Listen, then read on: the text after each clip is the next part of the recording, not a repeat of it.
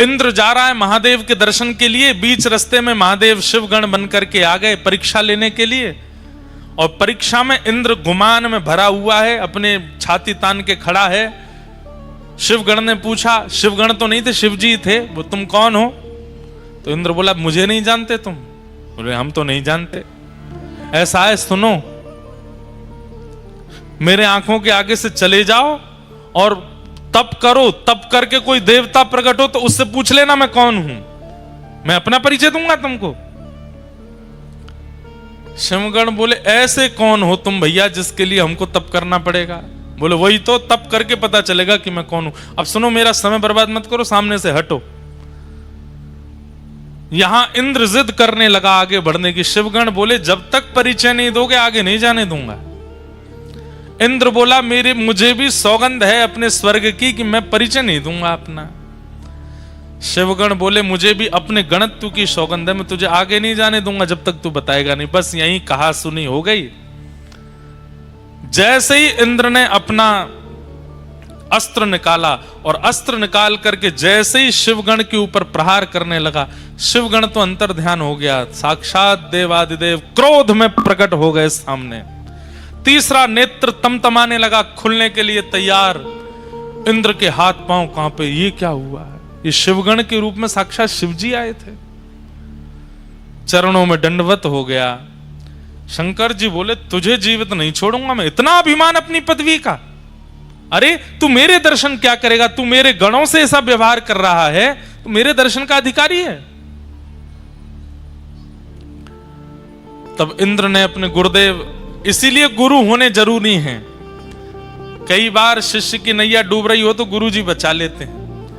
गुरु बृहस्पति ने महादेव से कहा, गुरुदेव, हे देवादिदेव, ये तो सामान, आप तो जानते हैं इंद्र कैसा है, क्रोध मत कीजिए। 33 कोटि देवताओं के ऊपर इसका राज है, अगर इसे कुछ हो गया तो फिर स्वर्ग देव राजा विहीन हो जाएगा, दैत्य चढ़ाई कर देंगे। हे महादेव, आप कृपा करो। तो महादेव का श्वास थोड़ी सी कम पड़ी और जैसे तैसे करके बोले, गुरु की वजह से बच रहा है तू, नहीं तो आज तेरे प्राण पखेरु उड़ जाते। बृहस्पति बोले, आप बस शांत हो जाओ, आप कुछ कहो मत। महादेव बोले कि अब मैं तो कुछ नहीं कहूंगा, लेकिन जो मेरे अंदर क्रोध प्रकट हो गया है वो बिना निकले मानेगा नहीं, उसे कहां भेजूं?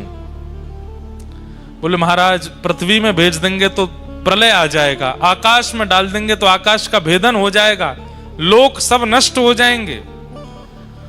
अथाह स्वरूप समुद्र का है, आप समुद्र में अपने क्रोध को विसर्जित कर दीजिए। तब महादेव ने अपना तीसरा नेत्र खोल करके उस प्रकट क्रोध को समुद्र में विलीन किया। समुद्र भी उस क्रोध के तेज को सह नहीं पा रहा था। भूचाल आ रहे थे, ज्वार भाटा आ रहा था, उष्ण हो गया समुद्र का जल। तब समुद्र ने भी प्रार्थना की, बोले, महादेव, आपके क्रोध को हम भी सहन नहीं कर पा रहे हैं, अब क्या करें इसका? तो बोले, इसको फिर किसी एक रूप में प्रकट करके पृथ्वी पर इसको भेज दो।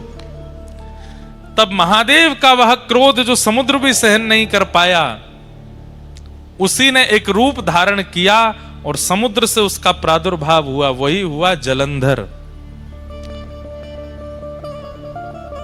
जलंधर इतना खतरनाक था कि महाराज, देवता दैत्य सब थरथर कांपते थे उससे। महादेव का क्रोध है। जलंधर का विवाह हुआ वृंदा नाम की कन्या से। जलंधर वैसे ही इतना शक्तिशाली था, लेकिन वृंदा जैसी पतिव्रता पत्नी प्राप्त होने के कारण जलंधर का तेज, जलंधर का ऐश्वर्य, जलंधर का साम्राज्य और ज्यादा प्रगाढ़ होता चला गया। पतिव्रता नारी है वृंदा, अपने पति को परमेश्वर मानती है और उसके पातिव्रत के कारण जलंधर का जो बल है वो वैसे ही इतना बलवान था, लेकिन पत्नी के पातिव्रत के कारण वो और बलवान हो गया। इसलिए संसार में सबसे बड़ा व्रत यदि कोई है तो वो पातिव्रत है। पत्नी व्रत, पतिव्रत। यदि कोई व्यक्ति पतिव्रत का पालन करे, माताएं और भाई लोग पत्नी व्रत का पालन कर लें, कुछ नहीं करना, ना भूखा रहना है ना प्यास रहना, खूब चकाचक खाओ पियो आनंद करो, बस एक के ही रहो। अगर आपने ये निश्चय कर लिया तो आप संसार की किसी भी स्थिति को पार कर सकते हैं। अरे कहां तक कहें, अगर यमराज आ गए पति को लेने के लिए और पत्नी पातिव्रत धर्म का पालन करती है, भले ही पति में लाख दुर्गुण हैं, लेकिन पत्नी पातिव्रत नियम से रहती है, तो उस समय यमराज भी अगर पति को लेने आएंगे तो यमराज भी उसके पति को छू नहीं सकते, पहले पत्नी से आज्ञा लेंगे। हम ले जा सकते हैं इसको? कौन पत्नी चाहेगी कि मेरा पति जाए? कोई नहीं चाहती। सीधी बात, यमराज भी पति का स्पर्श नहीं कर सकते अगर पत्नी पतिव्रता है तो। पत्नी का स्पर्श यमराज नहीं कर सकते अगर पति पत्नी व्रता है तो। इतना बड़ा व्रत है। हम दुनिया भर के व्रत करते हैं, पर इस व्रत में कहीं ना कहीं छूट जा रहे हैं। अब सुनिए, वृंदा का ऐसा पातिव्रत, पर देवताओं ने विचार किया ये पतिव्रता है, ये बहुत अच्छी बात है, पर ये जानते हुए भी कि पति कितना दुष्ट है, फिर भी पत्नी पतिव्रता है। तो ब्रह्मा आदि देवताओं ने कहा कि भैया वृंदा अपने पतिव्रत का पालन नहीं तोड़ सकती। तो ब्रह्मा जी से सब देवताओं ने कहा आप जाकर के जलंधर को समझाइए, वो आए दिन देवताओं पर आक्रमण करता है, यज्ञों का विध्वंस करता है। ब्रह्मा जी बोले मैं जाता हूं। ब्रह्मा जी गए जलंधर को समझाने के लिए। जलंधर ने ब्रह्मा जी के ही गला पकड़ लिया। इतना बलवान कि चतुरानन ब्रह्मा जी का गला पकड़ लिया, चारों आंखों से आंसू निकल आए। ब्रह्मा जी हाथ छुड़ा के भागे, युद्ध छिड़ गया देवता और जलंधर के बीच में। ब्रह्मा जी हार गए। देवताओं ने जाकर के प्रार्थना की, देवादिदेव महादेव शंकर जी से बोले महाराज आप कुछ करो। महादेव बोले मुझसे ही प्रकट हुआ है वो, और अपने से प्रकट हुए को मैं कैसे नष्ट कर सकता हूं? मैं तो नष्ट नहीं करूंगा उसको। तब ब्रह्मा जी ने मन में विचार किया कि ये शिव भक्त है बहुत बड़ा, और इसके बल में कटौती तभी आएगी जब इससे कोई शिवापराध बनेगा। ये शंकर जी का अपराध करे तब इसके बल में कटौती आएगी। तो बोले क्या करें? तो नारद जी को बुलाया, नारद जी को भेज दिया। बोले जलंधर के जाकर के कैसे भी शिवापराध कराओ। नारद जी महाराज बोले अभी क्या किया? नारद जी पहुंच गए जलंधर के पास। जलंधर ने बड़ा स्वागत किया, आइए आइए आइए नारद जी। नारद जी सबके प्यारे हैं, दैत्यों के भी प्रिय हैं, देवताओं के भी प्रिय हैं, सबको प्रिय लगते हैं। नारद जी महाराज पहुंचे। नारद जी ने जाकर के कहा जलंधर तुम्हारे पास सब कुछ है। लोग श्री नारद जी महाराज से देवताओं ने कहा आप कुछ करो। बोले क्या करना है? बोले जलंधर से शिवापराध कराओ। जब तक ये शिव जी का अपराध नहीं करेगा तब तक इसको हराना मुश्किल है। तो अच्छा, शंकर जी भी कह चुके हैं कि मैं इसको मारूंगा नहीं। क्यों? क्योंकि मुझसे ही प्रकट हुआ है। देवताओं ने कहा कैसे भी करके इससे शिवापराध बने, और इससे शिवापराध बनेगा तो शंकर जी को आना पड़ेगा इससे युद्ध करने के लिए, और शंकर जी आएंगे तो इसका नाश निश्चित हो जाएगा। नारद जी बोले ये तो हमारे बाएं हाथ का खेल, अभी करते हैं। तुरंत पहुंच गए। नारद जी जैसे ही पहुंचे जलंधर ने प्रणाम किया। पूरी सभा खड़ी होकर के दंडवत करने लगी, जय हो नारद जी महाराज को प्रणाम। नारद जी बोले और जलंधर सब आनंद मंगल। बोले भगवान सब आपकी कृपा है, देखिए ना मेरा दशों दिशाओं में कैसा यश हो रहा है। देवता थर थर कांपते हैं मेरे कारण। मैं स्वर्ग की ओर दृष्टि कर लेता हूं तो स्वर्ग में भूचाल आ जाता है। मैं चाह जाऊं तो समुद्र में लहरें नहीं आती। मैं चाह जाऊं तो सूर्य उदय नहीं होते। मैं चाह लूं तो 7 दिन तक चंद्रमा को प्रकाश देना पड़ता है, शीतलता देनी पड़ती है। आपकी कृपा से सब कुछ है भगवान, कोई कमी नहीं है मेरे पास में। नारद जी बोले नहीं, तुम्हारे पास सब कुछ है, बस एक नहीं है। बोले क्या? अति सुंदर पत्नी नहीं है तुम्हारे पास। जलंधर बोला, अरे मेरी पत्नी वृंदा, आपने देखा नहीं उसको, कितनी सुंदर है। बोले ठीक है, सुंदर है तुम्हारी वृंदा पत्नी, पर इससे भी लाख गुना ज्यादा सुंदर एक है, वो तुम्हारे पास नहीं है। जलंधर तुरंत खड़ा हो गया, किसके पास है आप कहिए, और आप यहीं बैठे रहिएगा, मैं अभी लेके आऊंगा। बोले देव आदिदेव महादेव के बगल में विराजमान श्री पार्वती जी, वो हैं सबसे सुंदर। जलंधर पहले तो रुक गया, वे तो मेरे इष्ट हैं, मुझे उन्होंने प्रकट किया है,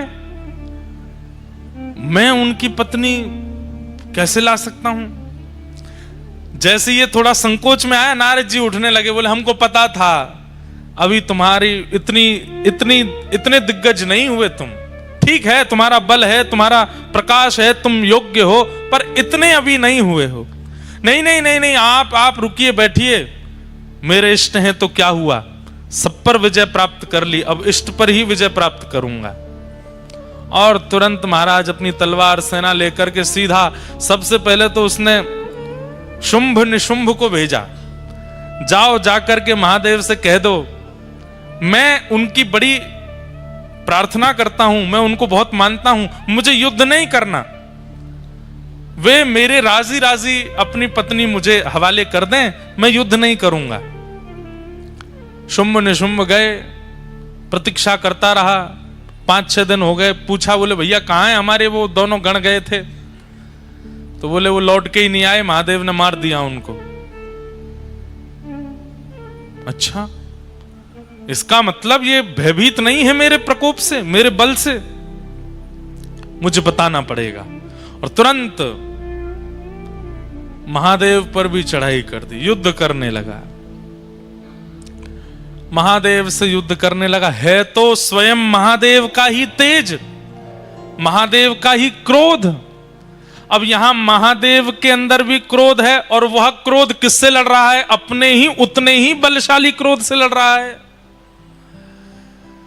जितना बल, जितना पराक्रम, जितना तेज, जितना योग्य महादेव का क्रोध है, उतना ही योग्य तो वह भी है, क्योंकि वो वही तो है जिससे वो लड़ रहे हैं। महादेव लड़ते लड़ते बोले भैया ये हमारा क्रोध ही तो है, दोनों 100 नंबर के ही हैं, हमारे अंदर जो क्रोध है और ये वही एक ही बात है, ये 1% भी कम हो तो इससे युद्ध किया जाए, ये पूर्ण परिपूर्ण वही है जो मेरे अंदर क्रोध है। तब सब देवता बोले अब तो एक ही उपाय है। बोले क्या? नारायण के पास चलो। तब शंख चक्र गदा पद्मधारी नारायण के पास गए और कहा भगवान अब आपको युद्ध भूमि में आना पड़ेगा, आप ही इसका नाश कर सकते हो, ब्रह्मा जी भी कर चुके, महादेव तो कर ही रहे हैं, अब आप और आओ। नारायण बोले अभी आते। शंख चक्र गदा पद्म धारण करके चतुर्भुज रूप धारी जैसे ही नारायण प्रकट हुए, जलंधर ने जैसे ही नारायण भगवान का दर्शन किया, तुरंत अस्त्र शस्त्र छोड़ दिए, चरणों में गिर गया, बोले जय हो जीजा जी प्रणाम। भगवान बोले ये क्या बोला? अब हमारे ठाकुर जी तो बड़े करुणावतार हैं, जैसे ही जीजा जी कहा ठाकुर जी ने तो अस्त्र शस्त्र अंतर ध्यान कर दिए। बोले भैया सब देवताओं क्षमा करो। बोले क्यों? साले साहब हैं हमारे। पर स्वयं भगवान ही बोले ए जलंधर तू हमको जीजा बोला क्यों, पहले ये तो बता। महादेव का जब क्रोध प्रकट हुआ इंद्र के ऊपर, और जब वह क्रोध इंद्र पर ना डाल पाए तो कहां भेजा उस क्रोध को? बोले समुद्र में। और आपकी पत्नी लक्ष्मी जी कहां से प्रकट हुई है? बोले समुद्र से। तो इस नाते में भैया हुआ ना उनका, आप मेरे जीजा जी हो गए। नारायण भगवान बोले भाई बढ़िया संबंध निकाला। देवताओं से कहा भैया आई एम सॉरी, अब इसको नहीं मारेंगे हम, ये तो हमारा साला है।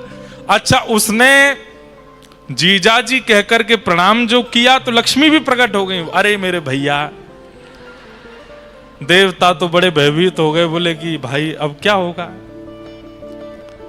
तुरंत ले गए नारायण भगवान को अपने घर में जाकर के स्थापित कर दिया।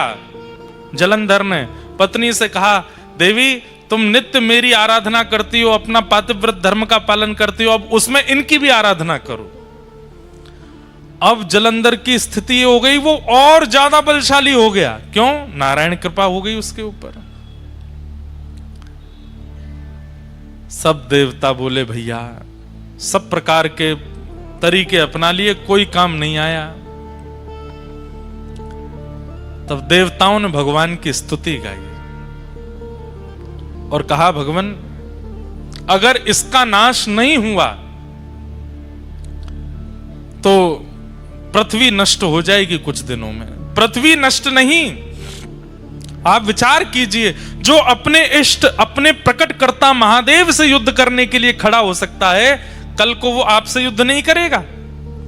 अरे इसका बल जितना बढ़ता चला जाएगा, ये उतना ही अपने आप को श्रेष्ठ मानता हुआ सब पर हावी हो जाएगा और एक दिन भगवान पदवी प्राप्त करने के लिए भी कुछ भी कर बैठेगा।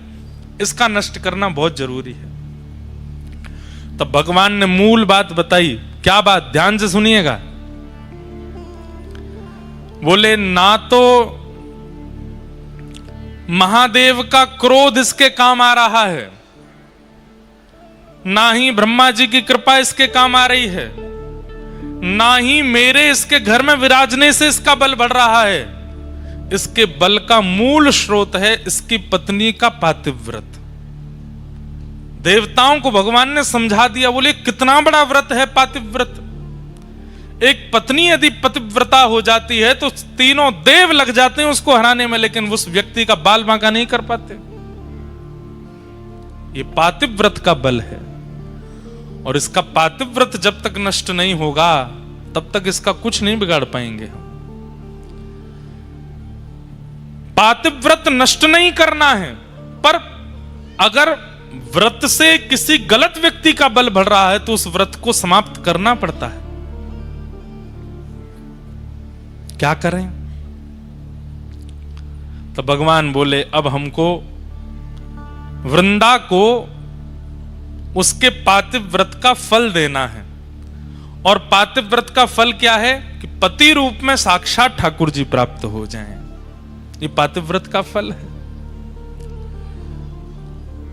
और पातिव्रत के फल के रूप में जलंधर का रूप धारण करके स्वयं श्रीमन नारायण वृंदा के समीप आ गए। बंधुओं, ये वृंदा का पातिव्रत का फल मिला है उसको, कि सामान्य पति नहीं है जिसके लिए मीराबाई कहती हैं श्री गोपाल जी पति बन करके आ जाएं। ये तो मीराबाई की इच्छा है। इसके लिए मीराबाई कितनी रोई हैं, कितनी पीड़ा में रही हैं, तब जाकर के ठाकुर जी ने उनको वो फल दिया। आज वृंदा को वो फल क्यों दे रहे हैं? क्योंकि उसका पातिव्रत श्रेष्ठ है। और भगवान ही जलंधर के रूप में आकर के वृंदा के सामने खड़े हो गए और जैसे ही अपने पति के अलावा अन्य की चरणों में प्रणाम करके उनका तिलक किया, उनकी आरती उतार करके, न्योछावर करके, जल उबार करके, प्रसाद पवा करके उच्छिष्ट पाया, वहां जलंधर जिसके लिए वो पातिव्रत करती थी उसका बल क्षीण होने लगा। क्यों? क्योंकि अब एक प्रकार से जिसके लिए व्रत था, जिसके लिए नियम था, जिसको निहारती थी, जिसके लिए सब कुछ करती थी, वो तो अब ठाकुर जी बन के आ गए ना, तो ठाकुर जी के लिए हो गया। जैसे ही ठाकुर जी के लिए व्रत हुआ, जलंधर के लिए जो व्रत हो रहा था उसका नाश हो गया और वहां रणभूमि में देवताओं के द्वारा जलंधर का वध हो गया। जलंधर का सर धड़ से अलग हुआ और सर से धड़ से सर अलग होकर के सीधा आके पड़ा वृंदा की गोद में। जैसे ही अपने हाथ में अपने पति का मुख देखा, देख करके विचलित हो गई। सामने देखा तो सामने जलंधर बैठा है और गोद में देखा तो मुखमंडल है। तुरंत रोने लगी, आप कौन हैं? मुझे अपना रूप दिखाइए। तुरंत शंख चक्र पद्मधारी ठाकुर जी प्रकट हो गए। वृंदा, तेरे पातिव्रत से प्रसन्न होकर के मैंने तुझे फल दिया, तेरे पति रूप में मैं ही आया हूं। वृंदा बोली, मेरा सौभाग्य कि आप मेरे पति रूप में आए, लेकिन आप छल करके क्यों आए? आप अपने वास्तविक रूप में आकर के मुझे स्वीकार कर लेते। मेरे पति का रूप धारण करके आपने मेरे पातिव्रत को नष्ट क्यों किया? ठाकुर जी बोले, अगर हम वास्तविक रूप में आते तो तुम इतनी बड़ी पतिव्रता हो कि हमको स्वीकार ही नहीं करती, इसलिए हमको तुम्हारे पति का रूप धारण करके आना पड़ा। और सही बात, मूल बात तो यह है वृंदा, तुम्हारे पातिव्रत के कारण तुम्हारे पति का बल इतना प्रकट हो चुका था कि वो पूरे पृथ्वी का, पूरे ब्रह्मांड का नाश कर देता, इसलिए तुम्हारा पातिव्रत टूटना बहुत आवश्यक था। वृंदा बोली, आपने मेरा पातिव्रत नष्ट कर दिया। बोले जी, अब मैं आपको श्राप देती हूं। क्या? या आप पत्थर बन जाओ, आप एक शिला का रूप धारण कर लो। भगवान बोले, तब भी हम तुम्हें तो नहीं छोड़ेंगे, तुम भी एक तुलसी का पौधा बन जाओ। तुम संग रहोगी तो पाएंगे, तुम संग रहोगी तो बैठेंगे, तुम संग रहोगी तो पिएंगे, क्योंकि तुम्हारे पातिव्रत से प्रसन्न होकर हमने तुमको अब चुन लिया है। अब तुम चाह करके भी हमसे दूर नहीं जा पाओगी। हमारे बिना तुम नहीं रहोगी और तुम्हारे बिना हम नहीं रहेंगे। भगवान एक लीला में कितनी लीलाएं प्रकट करते हैं हम नहीं जानते। एक वैश्या ने भगवान के लिए तप किया और तप करके जब भगवान प्रकट हुए तो भगवान से वरदान मांगा, जैसे श्री यशोदा जी को आप सुख देते हैं, उनकी कोख से आप जन्म लेते हैं, जैसे कौशल्या जी के गर्भ से आप जन्म लेते हैं, ऐसी मेरे गर्भ से भी आपका जन्म हो, ऐसी कृपा कर दो। भगवान बोले, कौशल्या जी के गर्भ से, यशोदा जी के और देवकी मैया के गर्भ से तो हम एक ही बार जन्मे, पर हम तुम पर कृपा करते हैं कि हम तुम्हारे गर्भ से जन्म लेते ही रहेंगे। एक जन्म नहीं, अनेक जन्म होंगे। कैसे? बोले, तुम गंडकी नाम की नदी बनोगी और वृंदा के श्राप से हम शालिग्राम बनेंगे। और जब तक पृथ्वी पर सूर्य चंद्र हैं, जब तक पृथ्वी का अस्तित्व है, तब तक गंडकी में से हम प्रकट होते ही रहेंगे, आते ही रहेंगे, जीव मानव पर कल्याण करते रहेंगे। तो यहां वृंदा ने श्राप दिया कि आप पाषाण बन जाओ। सब घबरा गए। ठाकुर जी बोले, बिल्कुल चिंता मत करो, ये भैया सब हमारी लीला ही है। ये पाषाण का श्राप देगी तभी उस वैश्या के वरदान को हम पूर्ण कर पाएंगे। वो नदी बन करके गंडकी आ गई, अब हम जा रहे हैं, हम शालिग्राम बन के आएंगे, लेकिन हमारी भी शर्त है। क्या? तुम भी एक तुलसी का झाड़ बनोगे और जब तक तुम नहीं पधराई जाओगी तब तक हम प्रसाद नहीं पाएंगे, तब तक हम जल नहीं पिएंगे, तब तक हम कुछ भी नहीं करेंगे। अरे आसन पे भी जब तुम रखी जाओगी तो ही बैठेंगे, तो नहीं बैठेंगे। एक क्षण के लिए भी तुलसी शालिग्राम जी से दूर नहीं होती। ये भगवान ने वरदान दिया। एक राक्षस ने भी भगवान की तपस्या की, तपस्या करके ठाकुर जी से मांगा। भगवान जब प्रकट हो गए, वरदान मांगो, क्या चाहिए? राक्षस बोला, प्रसन्न हासा रुड़लो चलो लसत। जब आप ठाकुर जी मुस्कुराते हैं तो आपके गाल बड़े प्यारे लगते हैं मुझको। राक्षस मांग रहा है। भगवान बोले, तो वरदान तो मांगो, क्या चाहिए? बोले कि प्रभु, मैंने बहुत कुछ खाया अपने जीवन में, बड़े बड़े जीव खा लिए, बड़े बड़े जंतु खाए, मानव भी खाए, देवता दैत्य भी खाए, अब आपको खाने का मन कर रहा है। भगवान बोले, तू मुझे खाने के लिए तपस्या कर रहा था? बोले, हाँ, मुझे पता चला कि आप मिलते नहीं हो, आप तभी प्रकट होते जब आप कोई तप करता है, तो मैंने इसीलिए तप किया 1000 वर्ष तक कि आप प्रकट हो जाए तो मैं वरदान में आपको खाने के लिए मांगूं। भगवान बोले, वाह भैया, कैसे खाओगे? बोले, आ जाओ मेरे पास, आपको लेकर के खाना शुरू करूं। आपके गाल पहले खाऊंगा, आपके हाथ फिर खाऊंगा, फिर चरण खाऊंगा। ठाकुर जी बोले, भैया देखो, इस रूप में तो संभव नहीं है, तुम अगर हमारे पास आए भी तो इतनी योगनियां, इतनी शक्तियां चारों तरफ हमारे रहती हैं कि तुम जल करके नष्ट हो जाओगे। तुम्हारी इच्छा पूरी करेंगे। बोले क्या? कालांतर में तुम एक कीड़ा बनकर के गंडकी नदी में जाओगे और जब हम वहां शालिग्राम बनकर के आया करेंगे तुम हमें ही खाया करोगे। उसी से ही हमारे अंदर रूप प्रकट होने लग जाएंगे। तुम्हारी इच्छा पूरी हो जाए। खूब खाना, झिक करके खाना। तो गंडकी में, शालिग्राम जी में कभी कभी आकृतियां प्रकट हो जाती हैं। वो आकृतियां उस राक्षस को ही शाप दिया भगवान ने खाने का। वो खाता है ठाकुर जी को। हमारे ब्रज में तो एक पद गाते हैं। पद गाते हैं मतलब उस भाव से गाते हैं। होली में खा जाऊं तेरो गाल बड़ो मीठो, खा जाऊं तेरो, हारे खा जाऊं तेरो, हम्बे खा जाऊं तेरो। जब ठाकुर जी गाल में लाल लाल गुलाल लगा करके आते हैं तब गोपियां गाती हैं, लाला इतनो चोखो लग रहा है, ऐसा मन कर रहा तेरो गाल खा जाएं। ये प्रेम के भाव में, जैसे छोटे बालक होते हैं गदमदरा से उनको देख के मन होता है, मन ऐसा करे या खा जाए, या कि हाथन ने खा जाए, पामन ने खा जाए, इतना बढ़िया। ऐसे ठाकुर जी के लिए तो एक राक्षस ने मांगा कि मैं आपको खाऊं, तो ठाकुर जी उसके लिए शालिग्राम बन गए। बोले खाना। तो कितनों की इच्छा पूर्ति एक श्राप से हुई। वृंदा ने श्राप दिया कि आप पाषाण बन जाओ। भगवान बोले ठीक है। एक वैश्या ने वरदान मांगा था तो उसके गर्भ से हम जन्मेंगे, वो गंडकी बनेगी और हम शालिग्राम। एक राक्षस ने मांगा था कि वो खाना चाहता है तो वो भी पेंडिंग बैठा है, कब उसको वरदान पूरा करें। शालिग्राम रूप को ही खाया करेगा वो। लेकिन वृंदा देवी तुम हमसे दूर नहीं रह पाओगे।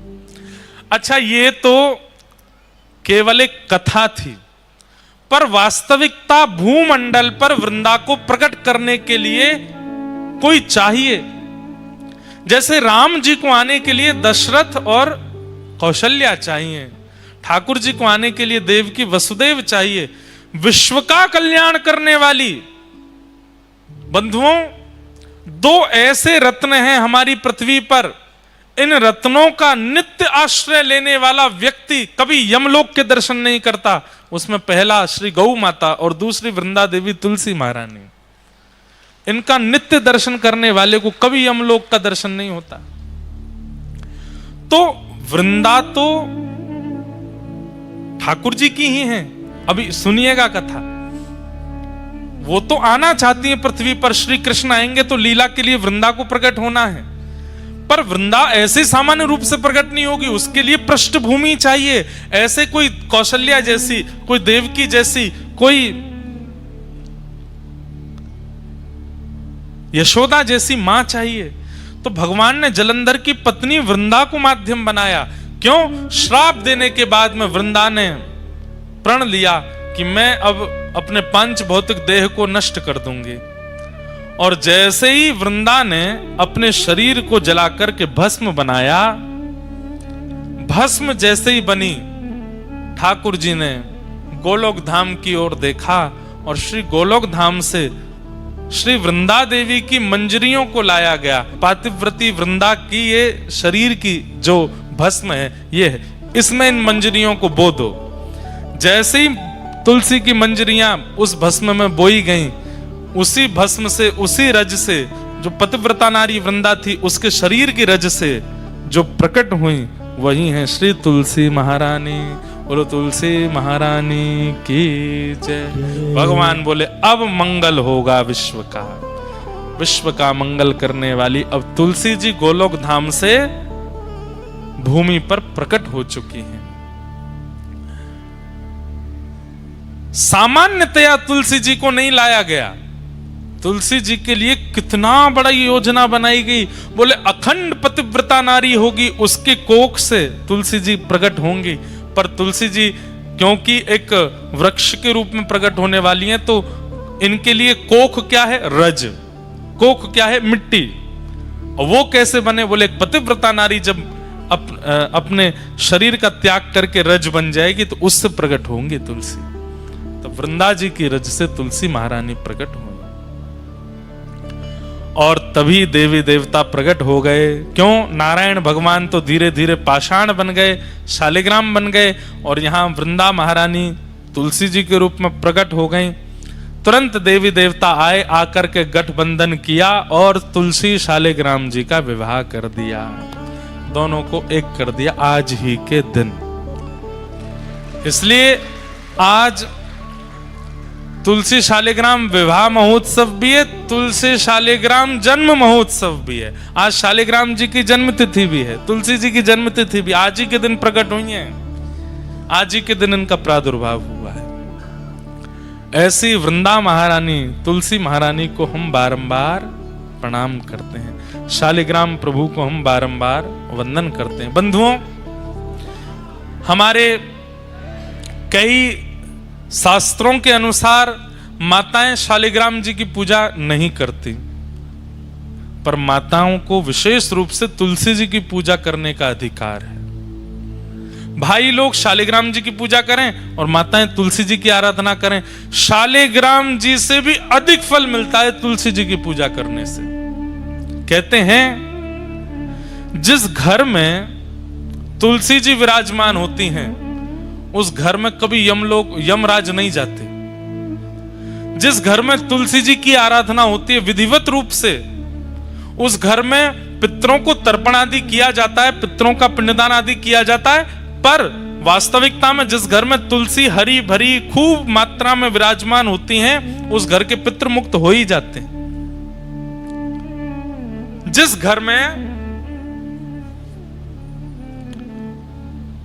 चंदन घिसने के बाद में तुलसी जी को थोड़ा सा, तुलसी जी की जो काष्ठ होता है या तुलसी जी का पत्र घिस करके चंदन में अगर मिला दिया जाए थोड़ा सा, और उसको ठाकुर जी को निवेदित किया जाए, फिर ठाकुर जी को निवेदित करने के बाद अपने अंग पर लगाया जाए, तो जन्म से लेकर के तुलसी अंकित चंदन लगाने तक, उस दिन तक जितने पाप बने सब नष्ट हो जाते हैं तुलसी जी का चंदन लगाने से।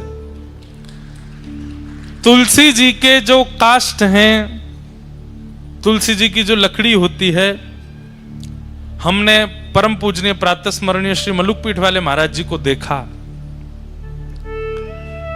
इतनी बड़ी तुलसी जी की काष्ठ एक रहती है उनके पास, उसमें नित्य अग्नि प्रज्वलित करते हैं, और उस तुलसी जी के काष्ठ की अग्नि से 1000 दिए जलाते हैं महाराज जी नित्य संध्या में शाम को। तो हमने महाराज जी से पूछा, मैंने महाराज जी इसका क्या फल है? तो महाराज जी बोले तुलसी जी के काष्ठ से एक दिया प्रज्वलित करने से 1000 दिए प्रज्वलित करने का फल मिलता है। दिए प्रकट करते ही ठाकुर जी को जब अर्पित किए जाए, ठाकुर जी बड़े प्रसन्न हो जाते हैं। पर तुलसी जी के काष्ठ से जब दिया जलाया जाता है तो एक दिया जलाने के 1000 दिया जलाने का फल, मतलब ठाकुर जी अत्यंत प्रसन्न हो जाते हैं। लेकिन महाराज जी 1000 दिए जलाते हैं नित्य एक तुलसी काष्ठ से, और इतने छोटे छोटे छोटे छोटे दिए 1000 दियों का एक इतना बड़ा बना लेते हैं, उसको प्रज्वलित करते हैं और फिर ठाकुर जी की आरती करते हैं उससे। ठाकुर जी इतने प्रसन्न होते हैं उससे। तो हरी भरी तुलसियों तब मत कुछ करना जब काष्ठ कहीं तुलसी जी के आसपास कहीं प्रकट हो जाए, टूट के अपने आप नीचे आ जाए, उसको संभाल के रख लीजिए। नित्य उस काष्ठ में थोड़ी अग्नि प्रज्वलित करो, उससे दिया जलाओ। दिया जलाने के बाद उस अग्नि को बुझा के उसकी रज अपने माथे से लगा के काष्ठ को रख दो। इतने प्रसन्न होते हैं ठाकुर जी उससे प्रकट दिए से आरती करने से। अभी तो कार्तिक का महीना, हमारे यहाँ तो तुलसी जी से ही आरती करते हैं वृंदावन में। ठाकुर जी बहुत प्रसन्न होते हैं। तुलसी जी जिस गमले में लगी हो उसकी रज, तुलसी जी की रज लेकर के कभी कभी आप तिलक धारण कर सकते हैं, और वह तिलक धारण करने से शरीर में अगर कोई बहुत गंभीर बीमारी, और सबसे बड़ी बीमारी तो भैया आजकल बुद्धि में आ जाती है, विचारों की बीमारी, और सही बात है गलत मार्ग पर चलने वाले विचार चित्त में आने लगते हैं। तुलसी जी की रज अपने माथे से लगाने से और माथे पर रज लगा के ठाकुर जी की आराधना करने से विचार शुद्ध होते हैं। बड़ी महिमा है तुलसी जी की। ऐसी तुलसी महारानी को हम बारंबार प्रणाम करते हैं। इस भाव से आज के दिन श्रीमन नारायण शालिग्राम रूप में प्रकट हुए और तुलसी जी के साथ में उनका विवाह। कभी आप लोग हनुमान चालीसा का पाठ करते हैं, अपनी गुरु परंपरा का पाठ करते हैं, गमला तो बहुत सामान्य, उठा करके अपने कक्ष में विराजमान कर लो पढ़ते समय, और अपने पास में तुलसी जी रख करके आप पढ़ना प्रारंभ कीजिए। जो पढ़ेंगे भूलेंगे नहीं। ये एग्जाम देने वाले बच्चों को एक हम युक्ति बता दे रहे हैं। तुलसी जी का गमला उसकी पहले, और ऐसे नहीं कि वैसे तो तुलसी जी को पूछते नहीं है, एग्जाम वाले दिन ही ले गए उठा करके, बैठो तुलसी जी पास कराओ। नहीं, तुलसी जी की नित्य आराधना आज से ही शुरू कर दीजिए। आज्ञा लेकर के तुलसी जी के पत्र तोड़ने चाहिए। द्वादशी के दिन तुलसी जी के पत्र नहीं तोड़ने चाहिए। तुलसी जी के जितने भी पत्र और आदि आदि जो नीचे गिर जाते हैं, उन सबको भी प्रणाम करके सबको इकट्ठा करना चाहिए। अगर वो बहुत सूख जाएं तो उनका चूरा बना करके, जिस दिन निषेध है तुलसी जी तोड़ना, उस दिन वही प्रयोग करके ठाकुर जी का भोग लगाया जा सकता है। और तुलसी जी की एक और महिमा, अगर तुलसी जी तोड़ नहीं सकते हैं, तुलसी जी का चयन नहीं कर सकते हैं, तो ठाकुर जी पर चढ़ी भई तुलसी उठाओ, उस पर नेक जल डालो, वही दोबारा भोग में अर्पित कर दो, वो पवित्र ही मानी जाती है। तुलसी जी की बनी कंठी माला कंठ में धारण करने वाले व्यक्ति के पीछे पीछे ठाकुर जी खिंचे चले जाते हैं। जहां जहां वो व्यक्ति जाता है, ठाकुर जी कहते हैं मैं संग ही रहता हूं। जो गले में कंठी माला पहनता है तुलसी जी के, जो तुलसी जी के मन के पर नाम जप करता है,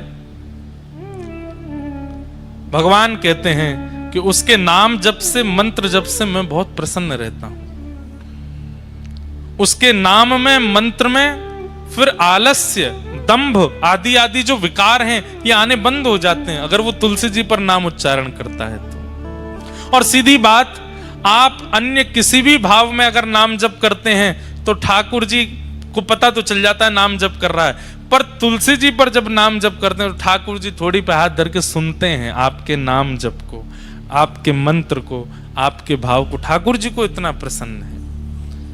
ऐसी तुलसी जी की महिमा है, उन्हें हम बारंबार वंदन करते हैं, बारंबार प्रणाम करते हैं। बोलो तुलसी महारानी की।